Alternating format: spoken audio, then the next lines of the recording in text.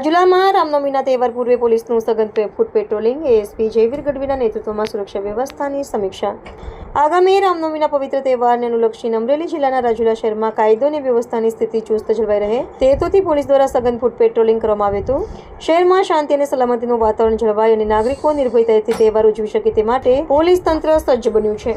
આ ફૂટ પેટ્રોલિંગમાં એએસપી જયવીર ગઢવી ખાસ જોડાયા હતા અને તેમના માર્ગદર્શન હેઠળ રાજુલા શહેરના મુખ્ય માર્ગો તેમજ સંવેદનશીલ વિસ્તારોમાં પોલીસ કાફલા સાથે રૂટ માર્ચ યોજવામાં આવી હતી.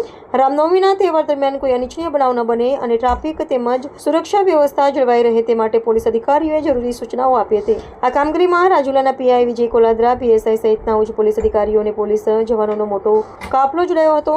શહેરના બજારો અને મુખ્ય ચોક વિસ્તારોમાં પોલીસના પેટ્રોલિંગને પગલે સ્થાનિકોમાં સુરક્ષાનો વિશ્વાસ જોવા મળ્યો હતો.